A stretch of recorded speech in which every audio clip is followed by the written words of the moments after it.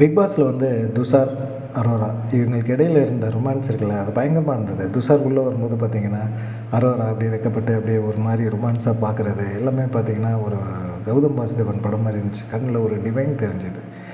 அதே போல் துஷார் வந்து அப்படியே எல்லாத்துட்டையும் கட்டிப்பிடிச்சி ஹாய் ஹாய்ன்னு சொல்லிட்டு அப்படியே போயிட்டு இருந்துட்டு, கடைசியாக வந்து ஃபைனல் டச்சில் வந்து அப்படியே அரோராட்ட போய் அப்படி ஒரு சுற்றி சுற்றி அப்படியே இறுக்கி கட்டி பிடிச்சது ஒரு அழகான ஒரு காதல் அப்படிங்கிற மாதிரி தான் தெரிஞ்சுது. அதை தாண்டி பார்த்திங்கன்னா, துஷாருக்காக அவங்க எழுதின ஒரு கவிதையை வந்து எடுத்து காட்டினாங்க. துஷார்ட்டேருந்து ஒரு எக்ஸ்பிரஷன் வரும், பயங்கரமான ஒரு எக்ஸ்பிரஷன் வரும் அப்படின்னு சொல்லி எதிர்பார்த்தாங்க. ஆனால் துஷார் எந்த விதமான எக்ஸ்பிரஷனும் காட்டல. இது நீ சொல்லி தான் தெரியணுமா? தெரியும் எனக்கு எல்லாமே.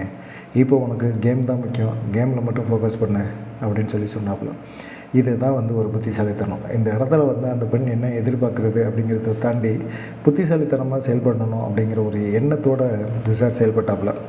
இவ்வளோ தான் ஒரு ஆக்ஷனா அப்படின்னு சொல்லி அரோரா நினைக்கும்போது கூட அதை கூட துஷார் வந்து ரொம்ப இதாக தான் ஹேண்டில் பண்ணாப்புல. சொல்லி தான் புரியணுமா? இது வந்து இன்னும் ஒரு வாரம் தான் இந்த கேமை வெளியே போகலாம், வெளியே போயிட்டு நம்மளுடைய எல்லா விஷயங்களையுமே நம்ம பேசி முடிவு பண்ணிக்கலாம் அப்படிங்கிற மாதிரி இருந்தது.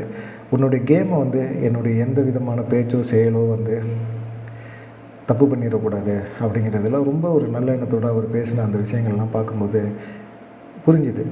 எந்த விதமான கடினமான சூழ்நிலையிலும் பிரச்சனையிலும் ஒருத்தருக்கு ஒருத்தர் விட்டு கொடுக்காம ஒரு காதலோடு இருக்கிறதுங்கிறது துஷார் அரோரா பார்க்கும்போது தெரிஞ்சுது. இதே விஷயம் பார்வதி கமருதீன் இவங்களுக்கு இடையில் நடந்துச்சுன்னா என்ன நடந்துருக்கும்? இருட்டாரையை தேடி போயிருப்பாங்க, அவ்வளோதான். அது காமம் கிடையாது, அது அன்பு கிடையாது, அது காமம், அது காதல் கூட கிடையாது. அப்படி தான் இருக்கும்.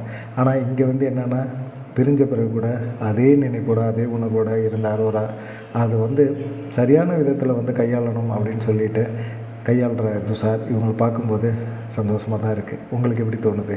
அதை மறக்காமல் கமெண்ட் பண்ணுங்கள்.